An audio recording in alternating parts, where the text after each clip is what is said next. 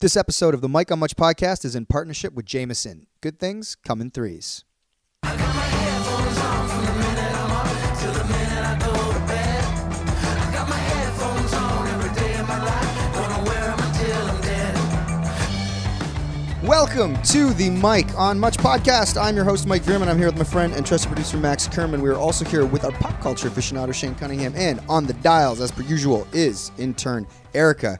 Let's jump right into this. Max, he just said, guys, we're getting out of here by 1. So it's 12:06. We're keeping it quick and snappy. Deadlines do wonders for your creativity. So right off the top, I think we need to address the elephant in the room. There was a controversy on Twitter recently that was responded to by the Mike on Much podcast. I think this is what the people want to hear. They want you to address these accusations, Max. So for some context, if you aren't following us on Twitter, if you aren't, please follow us at Mike on Much. Max and the boys in Arkells played a show in Peterborough. Yeah. Was that Saturday night, Friday night? Friday night. And someone who attended the show got on Twitter, and they said, at Arkells Music, I paid for my ticket and promoted you to my friends. I bought a t-shirt too. You lip-synced the show in Peterborough last night. You should be ashamed to call yourselves a band. I left after 5 songs and went across the road to Styx, where they had actual live music. That part's all in caps, by the way. Is Styx a bar in Peterborough? I guess so. Okay. So I saw this as well in the evening, and I also noticed that Shane jumped on the old, we'll give him credit because he jumped on the old Twitter. That was me. Said, so Shane, seeing this accusation, did the emoji that's kind of scratching your chin like, and he said, rest assured, we will absolutely be grilling Max, and then in quotations, lead singer of at Arkells Music about this on the next pod. Some things that made me laugh about this. A guy named Derek Kyle responded to Shane's tweet saying, I can't believe he would think this. You guys rock. And then Shane goes, want to know another group that people used to think rocked? Milli Vanilli, who infamously got busted lip syncing, I think, at the Grammys or the American Music Awards. So, Max, this is your platform. Are you going to come But then if we're going to keep the tweets going, the tweets kept going after that, because then some guy goes, whose side are you even on? Like we would be biased towards you for some reason. You guys are objective journalists, right? I said the side of truth. Yes, which was a great line. I can't believe I forgot to say that. That made me laugh out So, loud. that being said, let's conduct this interview, I guess. Investigative report. Yeah. Do you or have you ever lip synced in your life, whether it be for a live performance, a TV thing, maybe you didn't want to? Let's start there. Good question. Drag show? I've never done it. Never lip synced. I mean, for music videos. Whoa. Well, that's how music videos kind of work. Everybody's playing pretend in music videos. You phony. You heard it here first, folks. Arkells Music lip syncs in their music videos. Okay. Has there ever been a show where you've done backing music instrumentation? Like horns, where you couldn't have horns or anything? Oh, sure. Well, there are some Arkells songs where Anthony triggers certain parts. So, for instance, in our song "Come to Light," there's that rhythmic track that sounds like "Boys of Summer." Yeah. Like that's not Tim playing that on the drums. That is a track. Slippery slope, Max. Yeah, there's other things Tony will sometimes trigger on his SPD, or Tim will trigger like sound effects and stuff like that. But never my vocals. So it's kind of like DJing a little bit.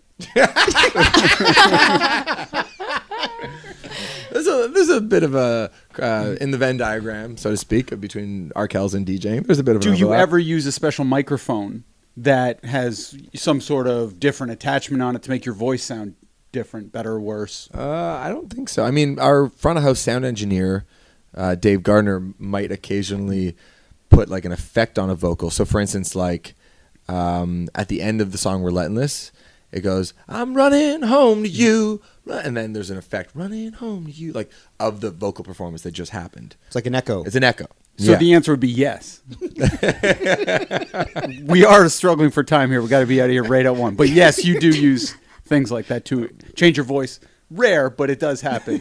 Have you been going to like law school or something like that? No, I'm just wondering here because we're trying to get to the bottom of this. Yeah. Okay, so why would anyone think that you were lip syncing that show? It's a great question. We were all kind of bewildered by it because I'm most of the time quite embarrassed and borderline ashamed of my vocal performances live, and because sometimes I'll look at game tape. I'll watch video from the show, and I'll go, "Oh God, Max! Like what you thought was perfectly in tune, falls off sometimes. You're a little pitchy sometimes. Little pitchy sometimes. I'm out of breath a lot because I'm kind of running around the stage. I feel like this tour, you're most physical you've ever been. Yeah, I've been really just like a monkey. You literally do push-ups Yes, mid-show. that started like in I think Peterborough. It was a very goofy bit. I don't want to start another controversy, but it kind of looked like a body double doing those push-ups.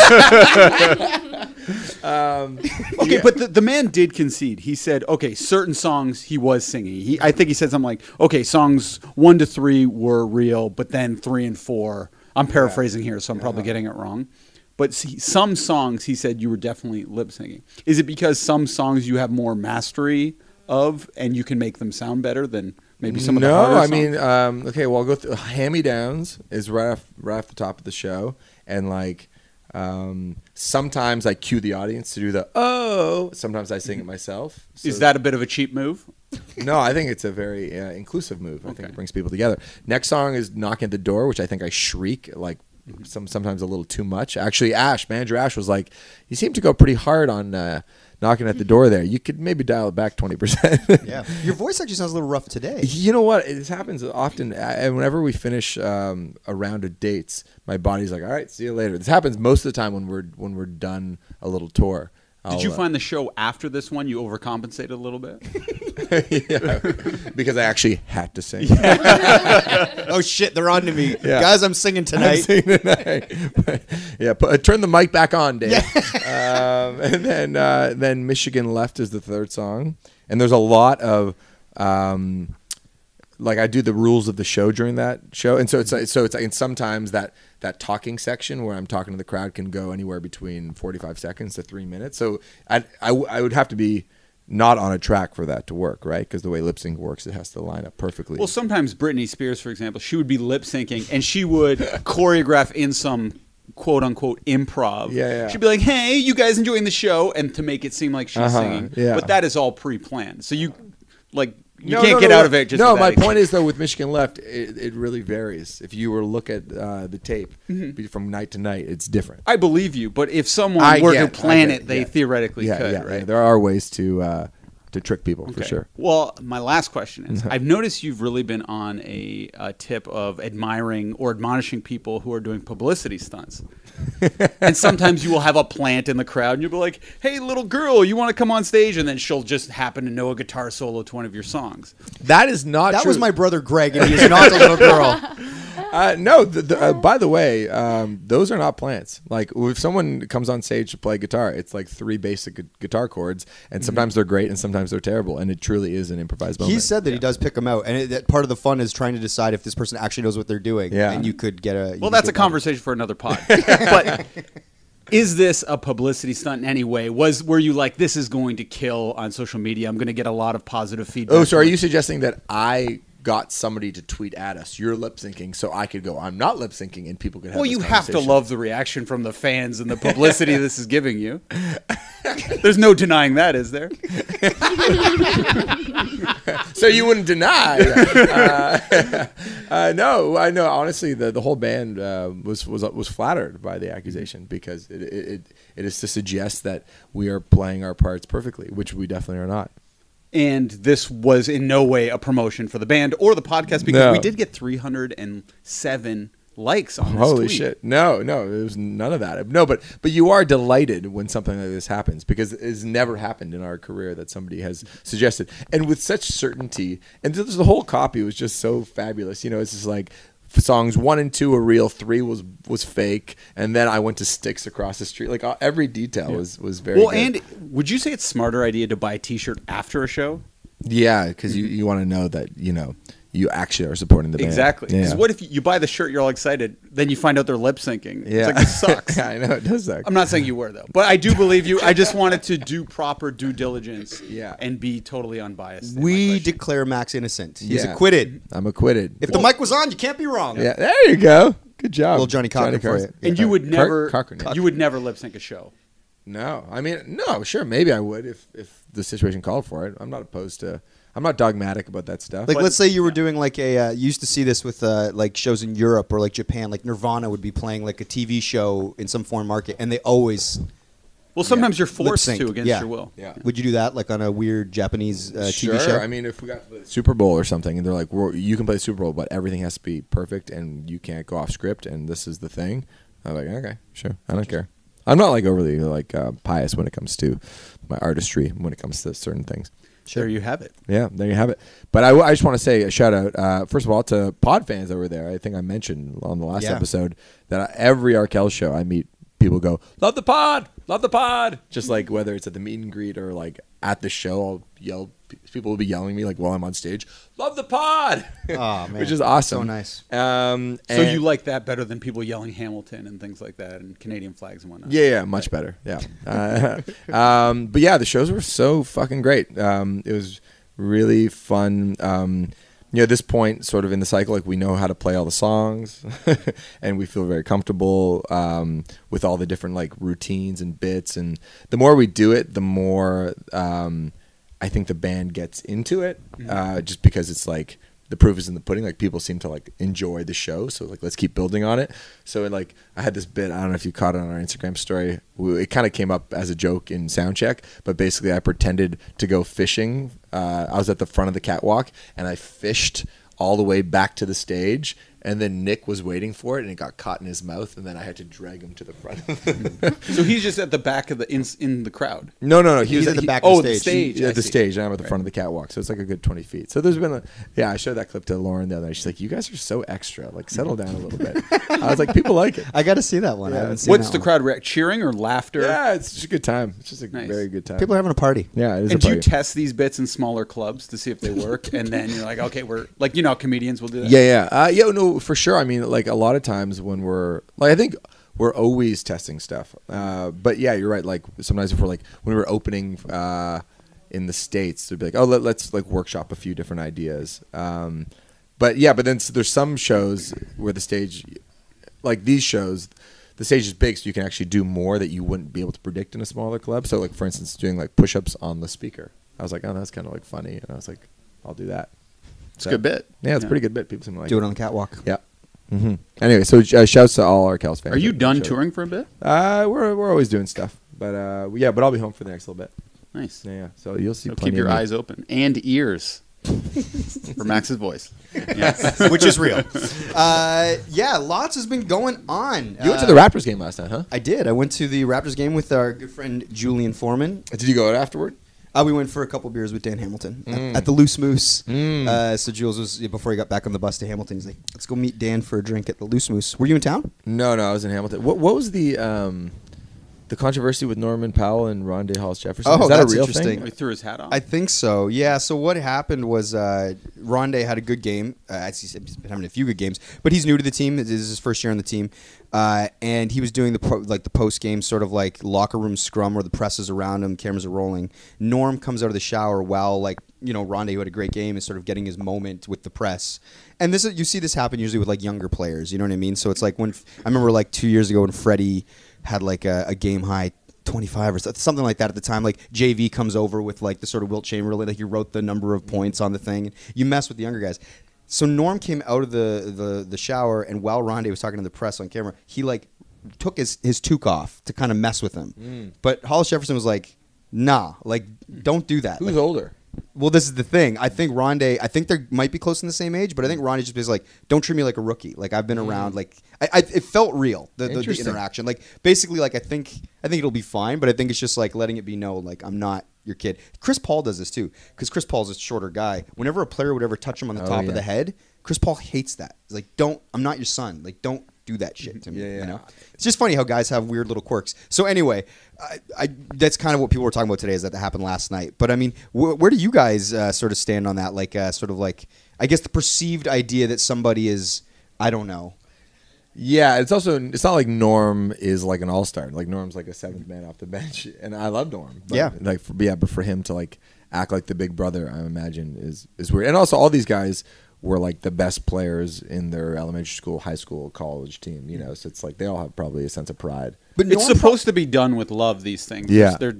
it's just a prank gone wrong because he didn't really do it properly. It wasn't good natured. It was borderline like bullying. And I think the second Norm did it, he's like, oh shit, should not have done this. Yeah, like I totally agree. I think Norm thought he was doing something that was going to sort of like build camaraderie. It's kind of fun. You mess with guys, and I think it was just like Ronnie Hollis Jefferson's not that guy. He's like, listen, I've been in the league, I've been around. Like I'm not.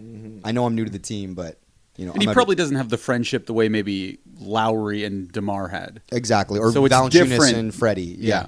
You know the funniest NBA quirk to me is, you know, you talk about like there's all these like clips of like Chris Paul getting really mad at people rubbing his head. My favorite is Al Horford. For context, he's like a 6'9" like power forward. He's been in the league for over 10 years. He's a very sort of like even keel, wise kind of player. When he's standing, when someone else is taking a free throw, if the ball deflects in a way, he shields his head as if there's like a rocket coming at him. And it was like, don't you rebound for a living? And there's just like clip after clip of him just like noticing maybe a ball like kind of deflecting in a weird way and him being like terrified of it. Like really like, ah! That's He's like hilarious. shocked. And it's just like, hold on a second. You're like 6'9" and 250 pounds and your job is to rebound a basketball and you're afraid of a ball deflecting in a weird way. I've actually never seen that. You've never seen it? No. Oh, it's great. It's really Yeah, awesome. those clips. Yeah. What else been going on? I actually saw Erica on Friday night. My brother brought me to an Alex Cameron show. Oh, you went to that? Great I show. did. Nice. What'd you think of it? I thought he was entertaining. I liked it. Like I liked him. I hadn't heard his music before. I don't think I'd heard of him before. I am out of the loop, man. But he was very sort of like goofy David Bowie. You know, like sort of like performative, kind of taking the piss out of it. Very sort of like, yeah, I enjoyed it. Like I enjoyed it. His sax player up there. I was like, this is cool. Do you know anything about Alex Cameron? Yeah, it's like one of my wife's favorite bands. Okay, he's actually a fascinating case study. I think he's Australian. Yep. And the Killers love him. That's how he came across my radar because he's open for the Killers a lot. And Brandon Flowers has like sung on his records and I think helped write some songs. And he's dating Jemima Kirk from Girls. Yeah. So there's a bunch of pop culture references there. And his music is very kind of poppy and fun, but very tongue-in-cheek. But he uses certain words that any white guy in 2019 simply cannot use. But because he's writing in a character as if he is some kind of like novelist, he seems to be able to get away with it in a crazy way where it's just like he'll say the F word occasionally. Whoa. Yeah. He'll say... That's actually my favorite song. Not because of the use of the word, but it just happens to be my favorite song. So I'll be in my car blasting it. And when that part happens, it's kind of like you do the thing when the N-word happens in a hip-hop song. Hip-hop song, yeah. But then he's been able to sort of like thoughtfully explain himself. And like he has a song called Born Again. And the hook is like, she's born again, she's doing porn again. It's She's like, far from born again. she's far from born again, she's doing porn again. Yeah. Erica knows the lyrics. Yeah. Erica, Yeah. you were having a good time. Oh, But I love him. But Yeah. then he's basically just like talking about his appreciation for sex workers. Well, basically. that's the thing. He's a huge ally. Like he's aligned himself as an ally to many different like minority groups, and I think that's why maybe he gets away with it. Anyway, I just can't think of anybody else really like him who's able to sort of toe that line. I enjoyed him. Yeah. Yeah. What did you think of the show, Erica? Thought it was great. Yeah.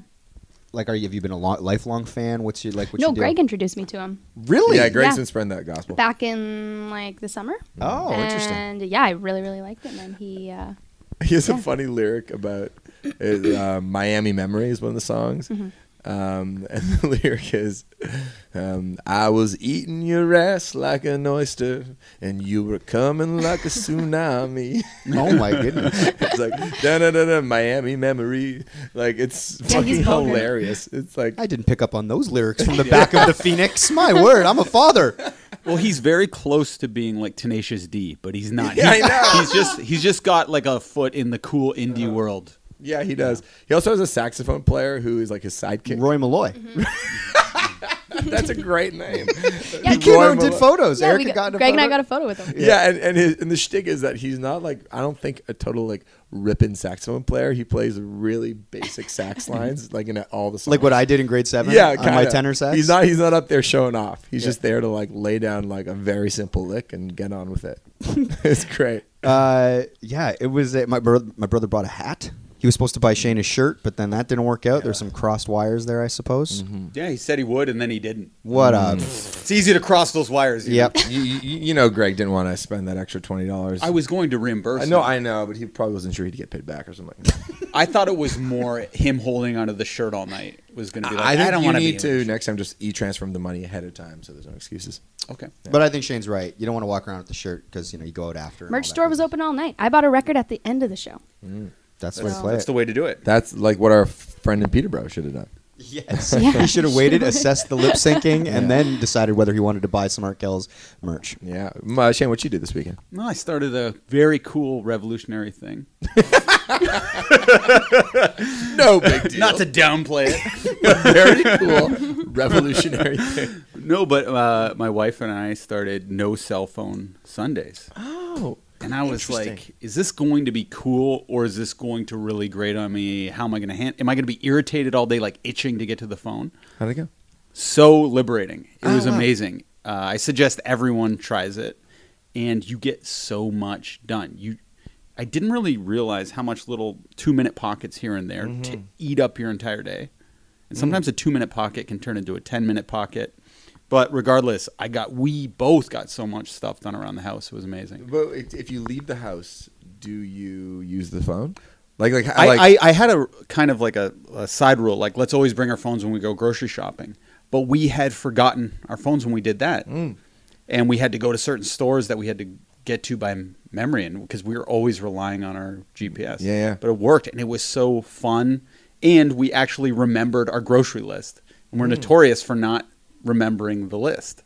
But because we knew it was something we absolutely because you needed. write down the list on a piece of paper. Yes. Oh, cool. Yeah, it was very good. You know what? I had this idea the other day, which is kind of in line with what you did, is that I just think there's just too many opinions on the internet. I think everybody is too addicted to posting on Twitter and Facebook just like whatever's on their mind. And I think to a certain point it's very good because I think expressing your opinions and your political beliefs can be a very positive thing.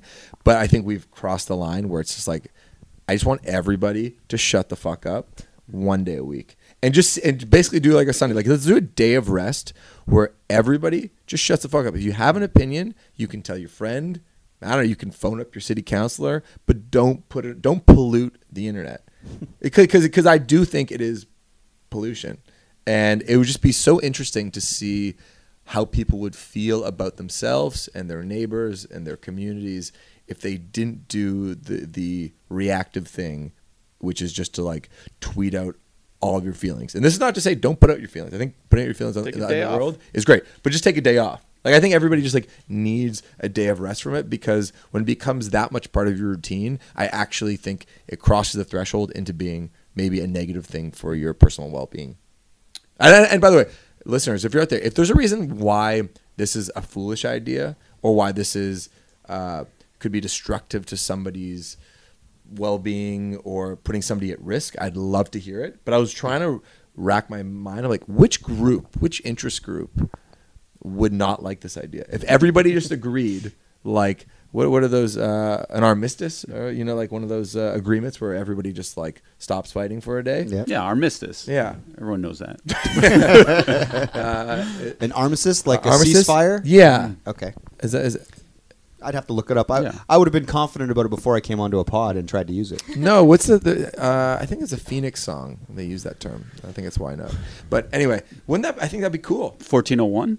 1901 is the name of the 1901. song. Shit. And the song is called Armistice. It's a good song. Yeah, it's a great song. Listomania, also a good Phoenix song. They have a lot of good songs. But anyway, listeners, tell me if you'd get on board. If we started a hashtag, no post Sundays, or no post Mondays, where everybody just like doesn't post Sundays, anything. I think, is the best day. Yeah, I'd even love to see it during the week. But it's just like if you have an opinion, it's like you can tell it to somebody, but you just can't put it on the internet. Tell me who doesn't agree with that. All the stress of the phone is gone too. It creates such an underlying weird tension and stress throughout the day that I didn't even realize. Because you're always saying, "Oh, should we be documenting this? Should we be? Or should we be am I texting somebody missing back?" something? Am I Yeah. looking at something else? It's like constantly messing with like, your little receptors to like, oh, something's there. Oh, nothing's there. You're always checking, and However big how- or small it is, do it's you- fucking with your emotions. Do you do it dusk to dawn? What's the timing? We looked at the phone when Lou went to bed. Right. So it's So- like you wake up, like you look at it in the morning and then put it away, or is it like the minute you wake up, you're not looking? I put it in like a box. But you take when you wake up, do you take a quick look at this sort of, or it's just I like, didn't. Alex did because she had forgotten, and then Yep. I was like, "What are you doing?" And then I put it in the box. Yeah. What's in the box?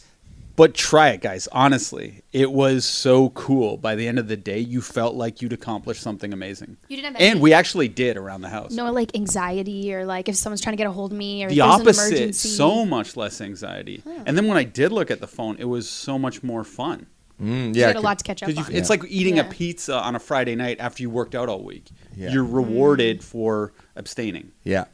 Yeah, because definitely once you kind of check your Instagram for like the 4th time in the hour, you're like, this feels so empty, you know? Or like when you have your 3rd coffee. It's like, Yeah. this isn't doing anything anymore. Yeah. Or your Yeah. 4th. I totally agree. Yeah. All right, good. Let's start that movement. We'll start it. Yeah. No phone Sundays. Yeah. No cell Sundays. No A little cell more- Sundays. A good flows a little copy. It's a better. revolution. Yeah. Did For you the get mind. Did you get the idea anywhere, or like what was your impetus? Just because you were feeling? I was listening to Joe Rogan with Ben Shapiro, and he suggested it. There you have it. Yeah. Should we move on to topics?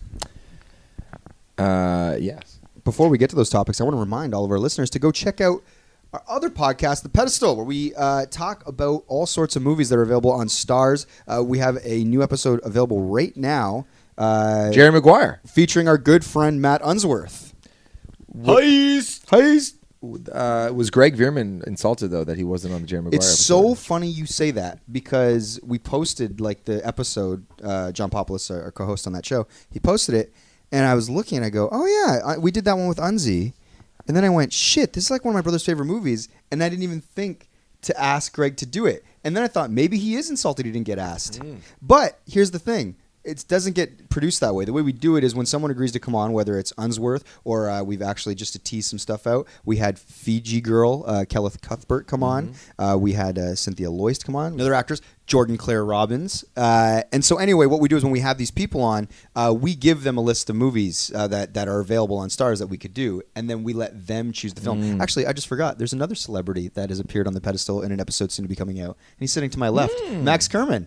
You did, what'd you do with us? What did I do again? Big Lebowski. Yeah, that's right. You did Big Lebowski with us. So what we do is we give a huge list so Max could choose from like a bunch of movies. So it wasn't that we were doing Jerry Maguire and then invited Unsworth instead of Greg Veerman. It was that Matt Unsworth chose Jerry Maguire. And one of the social hosts we also had. I did say Cynthia Loyst. Oh. She was great. We did Breakfast Club. So the point is, a bunch of those are coming out over the coming weeks. We also have 20 episodes just sitting there in the can if you want to go back and listen to all sorts of movies that we have done in the past. Check it out because we like doing The Pedestal. And I do think the new episodes are way better. Just, with the guests, it adds a totally different. I agree. Yeah. I And do. we've just gotten better at doing it. Totally. This episode of the Mike on Much podcast is supported by Jameson, where good things come in threes. Let me take a moment to talk about the remarkably smooth and unmistakable taste of Jameson.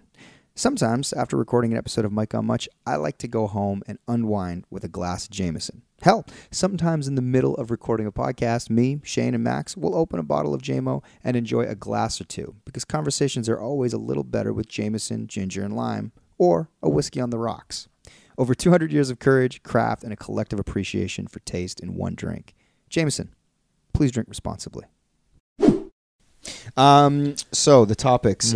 Shane mentioned that he does not look at his phone on Sundays until after Lou goes to bed. It's funny because I actually took an hour and a half on Sunday to watch Harry Styles host Saturday Night Live. And sometimes when I'll see a good sketch or something like that, I'll message Shane and be like, "Oh, did you see this?" And I just want to know his thoughts. I'm like, "I think this worked, whatever," and we'll sort of have a quick talk about it. And I didn't know if he'd watched the Harry Styles, but I did notice now that you say it that it took you like 4 hours to respond to me, and now I know why. I didn't get a text back until late that Sunday evening. Yeah.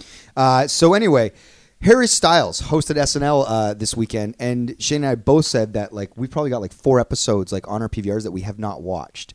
And so it's like I just haven't been that up to date on SNL, and I love SNL. It's like a huge thing I used to love watching, but a mix of the kid and just your time. But I went out of my way to watch Harry Styles host, and I was wondering, like, why did I do that? Was it like sort of the internet was talking about him? Was it that I'm just fascinated to see He's sort of so what he can do? magnetic. I think he's just as a host, he's probably more interesting to me than like an actor doing it. You know, anytime they do those, who else have been like good dual hosts? Chance just did it. Chance did it. Bill Miley. Timberlake's probably one of the best at it historically. Miley, yeah, you're right, Miley. Britney did it back in the day. But Harry Styles has been as the host. Did you guys watch it, first of all? Did everyone see it? I watched some, not the whole thing, but I've watched the opening and some of the musical performances. Erica, you didn't watch it? I didn't. I'm sorry. That's okay. Do you watch it? But you can still talk about Harry Styles. Yeah. I watch SNL, not religiously, but like my roommates are obsessed, so like I'll catch an episode now and then. We always have it taped. All right. Shaney, did you see this Harry Styles SNL? I watched his 2 musical performances. Right.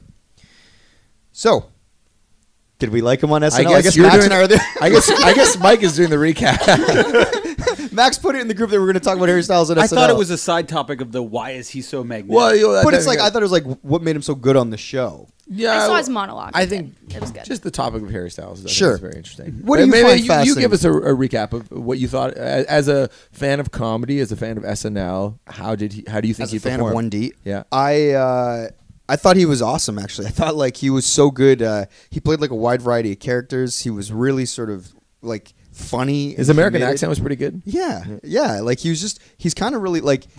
Yeah, he's really good at that kind of entertainment. I thought his monologue was actually awesome. It was well written. Did you see the monologue? Max? Monologue I thought was very good. So good. Yeah. For our listeners, he was basically sitting at a piano, pretending to play the piano, and just talking about like who he is and what he's been up to, and he's like talking about how much he loves his former brothers in One Direction, and he's like, there's Liam and there's Niall, and then there's whoever the third guy is, Louis. He names 4 of them, and then he goes, and who's the last one? And you're expecting him to say Zayn, who's the sort of more petulant one in One Direction, and he goes, Ringo. Oh yes, Ringo's his name. He makes a good. It was funny. Yeah. Yeah. It was also very hot. Like he is so hot. Is he hotter than Zayn?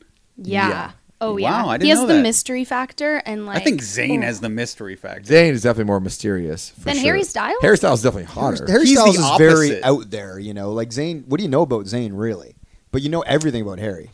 Zayn's moody, and I think sexier. Harry's sexier. No, I think Harry is more commercial, and you like that because you're scared of the bad boy.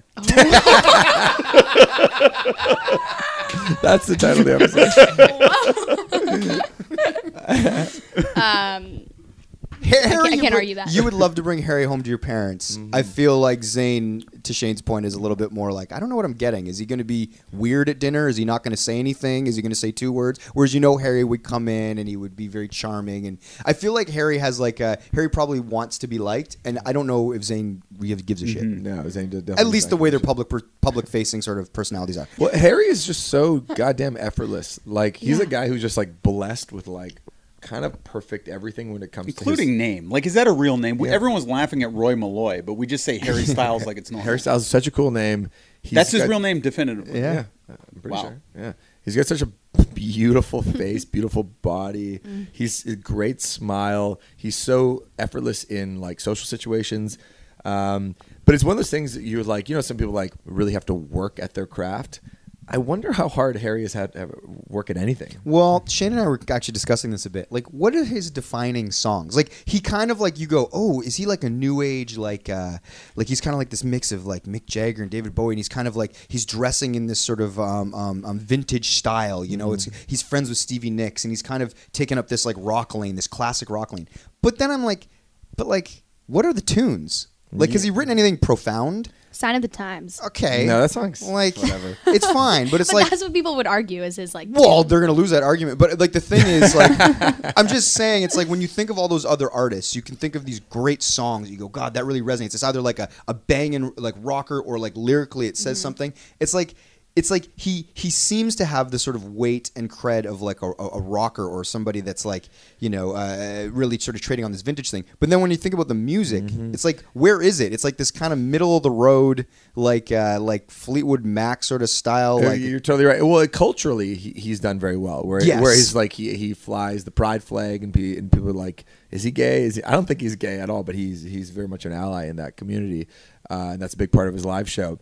But when it comes to his songs, and if you go through the solo career of all the One Direction guys, he's probably the third best when it comes to actual music, in my opinion. Like Niall has the best song, Slow Hands. I think that's the best song, and then a close second is Pillow Talk, which is Zayn's song, which are both amazing songs, and I don't think anything on. I like the Harry record. Yeah, it's fine. They're fine. That's what I'm but saying. But It's a fine nothing. record. Nothing. If we're going like cultural icon, it's like, okay. Do we believe Harry's writing any of his own songs at this point? Well, this is the narrative. Is like he set up shop like in Malibu. He like his guitarist is a guy who he befriended at his local pizza place.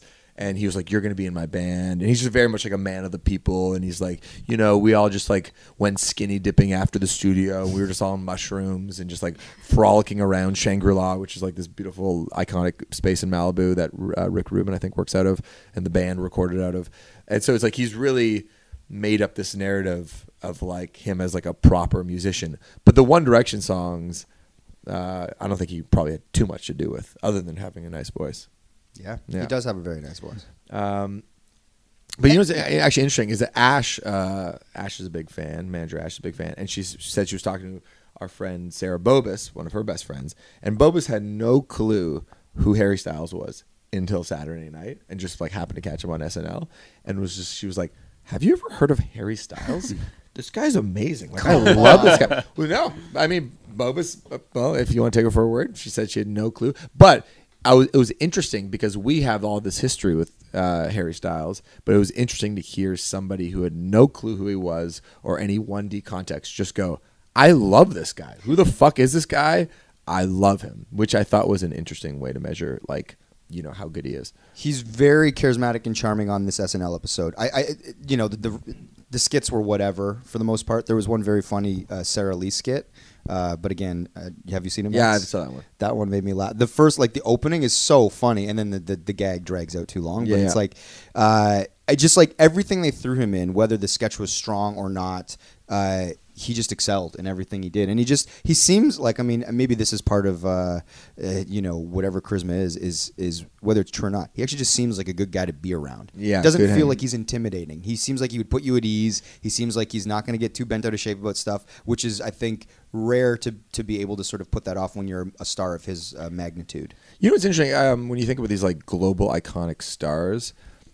What I think Harry is missing is something that we love and revere about like Michael Jackson or Paul McCartney, in that like these guys were virtuoso. Not only were they like dazzling and charismatic and good to look at, but like they had musical the geniuses. chops. They're geniuses, Musical geniuses. and so you kind of go like, who is that now? Who would be the closest person? I guess Bruno Mars maybe.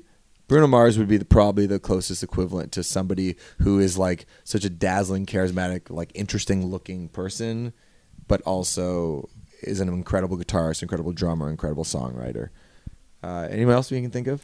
No, it's a good question though. Like, does Harry lean more sort of like like actor charisma or like personality charisma, but not necessarily like a musical sort of like the way we celebrate other musicians for their musical genius. That being said, like someone would argue like Elvis is a guy that just sings other people's songs, and I'd say Elvis was a lot more like Harry Styles. That's what I'm saying. Yeah, for sure. So maybe it's more that sort of model. So but you don't like, so like that's what I'm saying. Like, whereas a Freddie Mercury writes all of these amazing songs, he's a virtuoso singer and piano player and all of this stuff. It's like, where like does Harry have that on the music side? Is what you're saying? Mm-hmm. Yeah, he definitely doesn't. But I'd probably equate him more to someone like a Leo, like more of some of those actors who you're not even quite sure exactly. Leo's a great actor, but like he is sort of his natural on-screen charisma and the way you're drawn to him is something that I think he's kind of just born with. Not to say that he doesn't work hard on his craft, but just like some people are just born with like the right sounding voice and the right sounding, like, and the right looking face, and can interact with people in a particular way, which I don't think they necessarily had to work hard to attain. Where someone like Bruno Mars, obviously he has natural talent, but he's like definitely spent some time at the piano and at the guitar and the drums and in the dance studio trying to like perfect all that shit. Were you born that way, Max? What do you mean? Like, on third base. No, Musically speaking. Sure. Yeah, but the thing is, I don't consider myself a particularly good musician. But I'd say That's what I mean, but you have maybe the right voice. That whether it's I a don't even great know if voice I do or there. not. But I know what you're saying. But sometimes I feel like I've been a little lazy where I'm like, I wonder if I had really like asserted myself in a way that like an athlete does. If I could be like that much more impressive or my toolkit would be bigger and deeper if I could like go sit at a piano and really rip. I can get around a piano fine. I can get around a guitar fine. But sometimes I wish I'm like sometimes I wonder if my like sort of just natural ability or charisma or like the way I can make people feel, which just comes very naturally to me, which I didn't have to work on at all. If that's really gotten me here, and I wonder if I should be working a little bit harder. As far as like songwriting craft, you always hear stories about someone like Rivers Cuomo. He has all these books and books and books breaking down the greatest song in history and what chords work together best and what melodies sort of work with which chord. And he's sort of like a scientist when it comes to songwriting. We could argue the results, but do you ever think like, why should I be in the lab 8 hours a day when it comes to songwriting craft, or do you feel like you're already putting in that kind of time? Actually, you know what? Maybe I don't give myself maybe enough credit when it comes to that stuff because I do think about songwriting a lot, and I'm constantly trying to learn and like have conversations with like the best people as to how to get better. So maybe that's the one thing I have really focused a lot of time on, which has helped Arkells. Yeah. All right, next subject. Okay, next subject. A lot of people on Twitter were hoping that we would talk about this, but Taylor Swift and her feud with Scott Borchetta and Scooter Braun is back in the news. Former colleague of mine, I should say. Scooter Full disclosure. Scott No, Borchetta. Scott Borchetta. Yeah, yep. Not Taylor Swift. I wish. Yeah. She is back in the news because she has a documentary coming out, and she's also performing on, the American Music Awards or something like that. Yeah. And she wanted to do a medley of her songs on the live performance, and she wanted to use her old tracks in the documentary. And because, as we mentioned before, Big Machine Music, I think that's what the name of the label is, that is owned by Scooter Braun now and Scott Borchetta, it wasn't allowing her to actually perform her old catalog. And a lot of people saw this as them basically, it's kind of like you wanted to sort of like mess with us and re-record your new catalog in 2020. Well, we're not going to let you play the old songs while we still sort of own the masters. That's what it looked like. Taylor decided to go public with this sort of refusal to let her play her own songs. She said, I don't know what to do. She released a big thing on social media describing how she feels like she's trapped and she basically cannot play these songs that she's written. And it's another example of Scott Borchetta and Scooter Braun basically trying to control her and use her, weaponize her music and their ownership of it. That's the story. Yeah. What do we think of that? Oh, I should add that Big Machine has now allowed her to. They've said all our artists are allowed to perform their songs. We don't block the back catalog stuff. So they're kind of saying that maybe that they were never actually going to block the music. I don't know. Yeah, and the other side piece of this is that Taylor Swift fans have like taken up billboards with like "I Stand with Taylor" like outside of Scott Borchetta's office in Nashville. Yeah, and that's kind of funny. Well, yeah, two fans started a GoFundMe to raise like $1,000 to put these two billboards up that say "I Stand with Taylor," and then the other one, I'm not sure what the other one says, but they are up now and fans are excited about that. Yeah.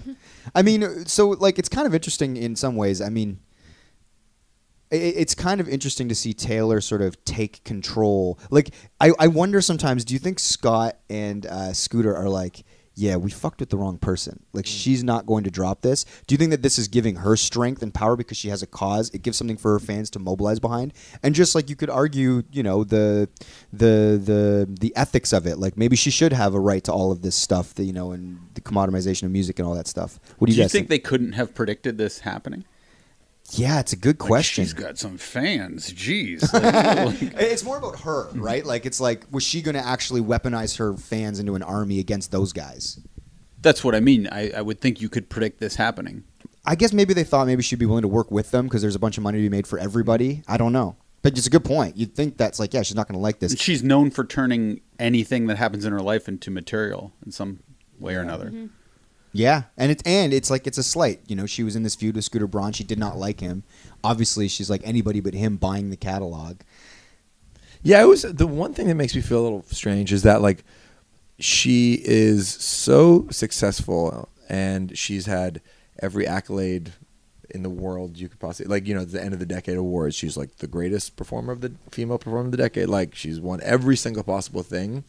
And it always feels a little funny. And I get it. This is like means the world to her. Like, her work, like anybody else, it's like if you're talking about your own thing that you made. The principle of it. I totally understand that. But it just always feels a little funny when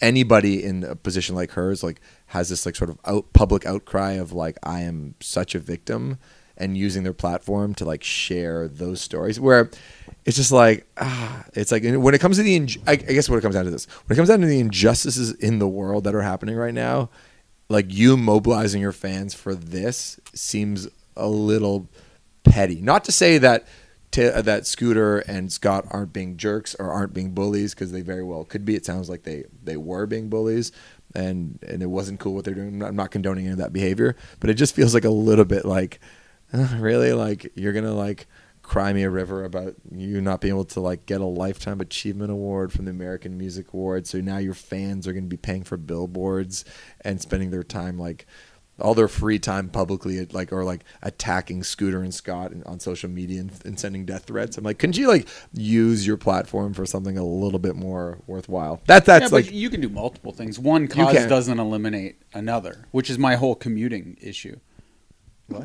Well, Crothers doesn't want me to complain about my commute, and that doesn't mean I can't. I will say though, there is a finite things. amount of space you can talk to your fans. So if you're having some kind of call to action, you can only do a call to action a certain amount of times without it losing its effect. So the fact that she's done call to actions for political things too. She's like, vote for this Democratic governor, or vote or stand behind LGBTQ issues, which I think was a very good use of her platform.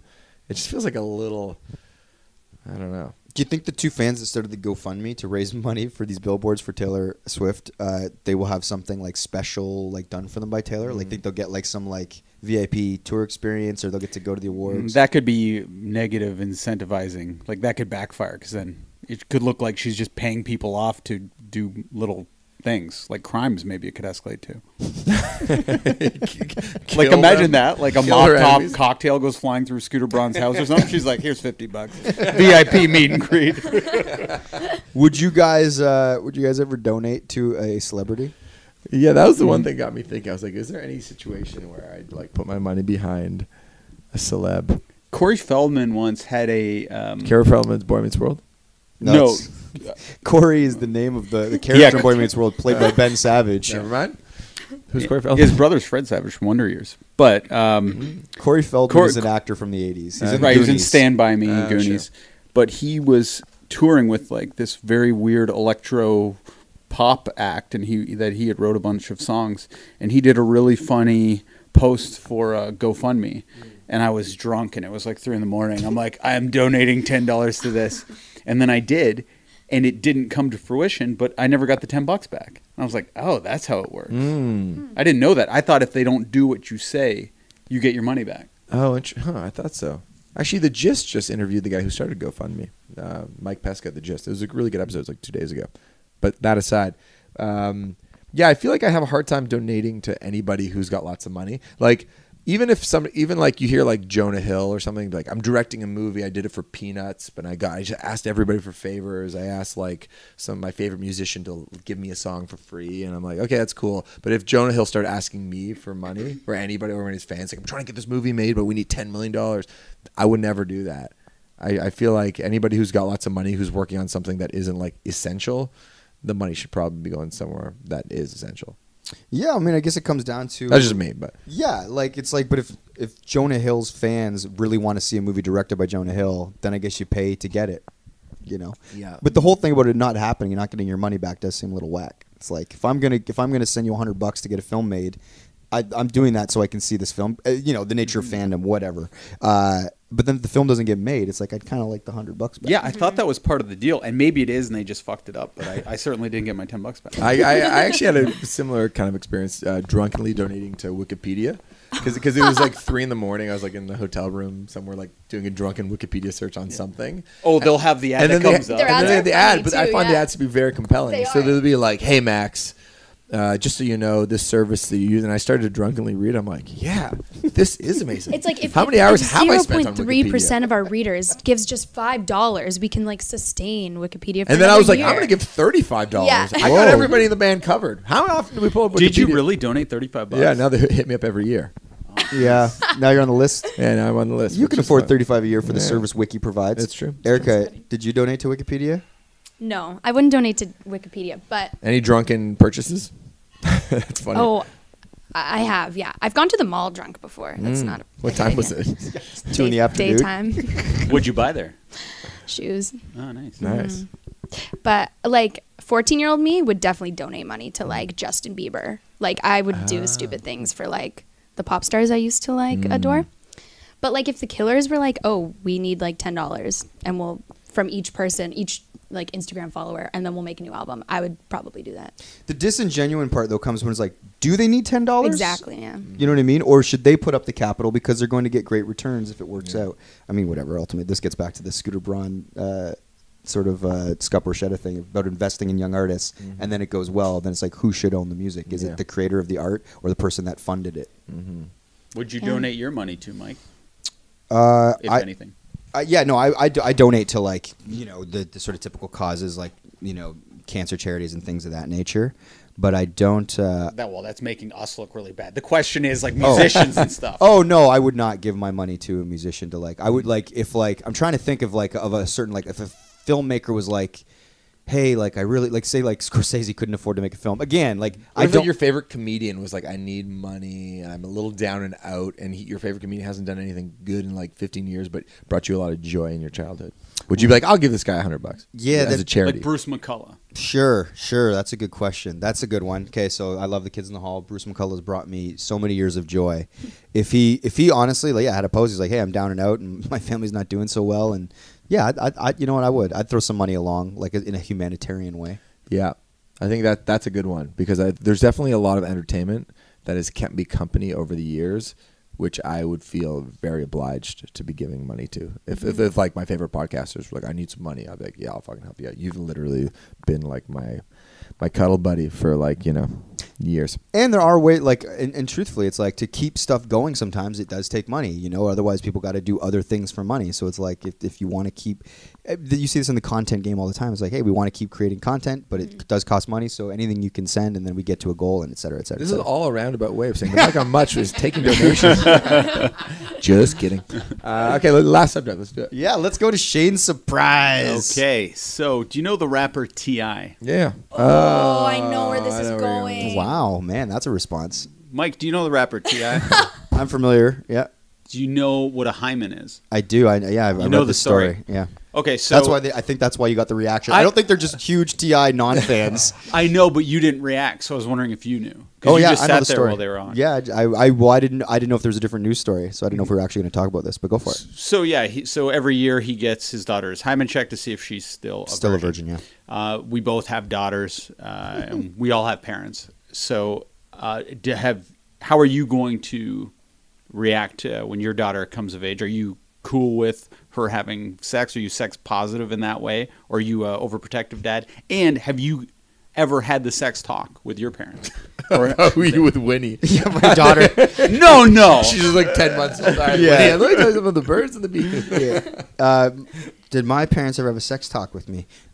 No, I don't think so. I don't think they ever had a sex talk with me. I think I just had to figure it out from the VHS tapes I found under the couch. But if you were watching a movie with your parents when you were young, Yeah. what would happen if a sex scene came up? Is that awkward? Or Just it'd be uncomfortable in the room, I guess. But we didn't really watch a lot of movies together that would have like a graphic sex scene. I do remember once, so I was with my my uncle Dave and his wife Jody, and they had like a baby, and we put on The Devil's Advocate. But there's like a scene where Keanu Reeves like has about to have sex with his like sister in order to whatever. He's being like very like he's being tempted by the devil, played by Al Pacino. But it's a very nude scene, and she's like full frontal nudity. And I remember I was kind of just like, it was very uncomfortable because I think I was probably like 15 or something, 16. I was just like, oh my god, this is really uncomfortable. I don't want to be in this room right now. But no, I never had a sex talk. Did you? No, my parents would never broach this topic ever. I didn't, not too much. My dad, I remember occasionally like would come up, or like he'd come in my room, like, if there's anything you want to talk about, talk about whatever you want to talk about. And then I'd be like, I'm good. And then yeah, it was fine though. But there was never a direct explicit But he just talk. gave you a look like, you know what I'm talking about, Max. Yeah, I think so, from Anything. what I can recall. Like, did anyone ever? And also, like here in Canada, like our sex education is actually pretty comprehensive. Like anything I kind of needed to learn practically, I actually learned in school. You know, like you kind of like you have like this shit that you'll see in movies, and you snicker and you go, oh, but then in school they actually explain how a woman gets pregnant and what your penis can do, and all of those things where you go, oh, this would be the consequence if I had sex. And also in pop culture, like I feel like it's everywhere. Wear a condom, blah blah blah blah blah. So I feel like in some ways society did a lot of the heavy lifting because clearly my parents didn't want to have the talk. But I felt educated by the time I was like 13 about what needed to happen in order to avoid getting someone pregnant or getting an STD and things of that nature and how things worked. Right. But it would have been cool to have like an older brother that really broke it down for me and was like, Well, especially nowadays with the internet, it's so much easier. Anything that's on our minds, we can simply Yes. Google. And it's great for young people who are too embarrassed or scared to ask. But we didn't have the internet when we were young. No, so man. we did, if you weren't exactly great at retaining information maybe in class and you had a question leading up to maybe a date you were going on or Yeah. something, you had to rely on your buddies, and sometimes that was too embarrassing. And I would never ask my parents. But what did happen to me, which I thought was kind of odd, was I had a babysitter who one day is like, oh, all right, guys, we're watching this videotape, and put in a videotape. Was the babysitter a guy or a girl? A woman. Okay. But there was a man there too, and her son was there also because she would like babysit Okay. me with her son was there, who was my friend, and we watched a sex tape, a sex education tape that was a cartoon, and it showed men and women having sex in it, and I was like, whoa, this is crazy, and I couldn't believe it. I was stunned. How old were you? I feel like I was like 8 or something. Wow, it's kind of young. Yeah. It is, yeah. And then we watched Uncle Buck afterwards. It was really weird, but I like always remember how odd it was. It was like a very like educational thing. did It it wasn't educate weird. you? It wasn't pervy or anything. So she was just trying to give you a little service there, like Yeah, I just think she was misinformed on maybe the correct age to be showing kids. like that. you maybe should have been 12 to see that or something. not Yeah, 8, I think my sister was there, she is 3 years older than me, Right. but it was very shocking to me. Erica, did your parents ever give you the sex talk? No. Just had to figure it out on your own. Yeah, and I went to a Catholic school, so I wonder if my sex education is different. Yeah, what does Then- that look like in Catholic school? Well, like you get it in health class, so very like that's all science based. But then also in religion, they cover sex. And how does that class go? Don't do it? No, I think they're not allowed to straight up say don't do it, but it's like this is all the benefits of abstaining, and Right. this is how you never get an STI, and this is how you never have a baby before you don't want it. But I was too smart for that. Well, What kind of dad are you going to be when Winnie's of age to do it? I think philosophically our approach is to be I think that hopefully we're a very open household that sort of like has critical thinking and questions can be asked and that she can feel comfortable asking us anything.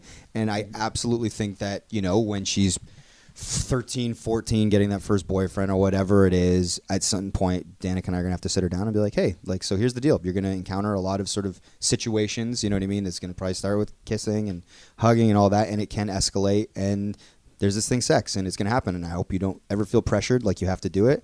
And basically, I'll talk more about the dynamics of like social pressures. Because I think, and you know, and there, we are going to be like, that's how I think we'll approach it. I say that now. We'll see what happens in 14 years, you know? But yeah, I certainly would never fucking get her privates checked to make sure she was, like, I think there's like a healthy level of like engagement of being like if you are having sex, I hope you're having it safely and that you're informed and that you're in a healthy relationship, et cetera, et cetera, et cetera. But to like be like, you can't have sex until you're 18. It's like, that's all problems. That's going to cause problems, man.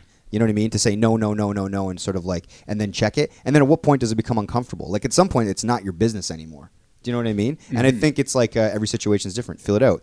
Is our kid more mature than other kids? Is she really immature? All of those things will have to sort of reveal themselves. Where you stand? Well, I'm sex positive, so I would want Lou to have sex with as many men as she wants. You're just ripping off Dak Shepard right now. How? Because that's exactly what Dak Shepard says about his little girls. Oh, well, then I agree with Dax. Yeah, 100%. Call me Dax. It ends with Shane lip syncing Dax. But you can have the same opinion of somebody else. Of course. I hadn't heard that before. That But was and very that's funny. how Alex is too. And like I don't think course. she's Yeah, yeah. anyway. Yeah. Very ironic you calling me a copycat.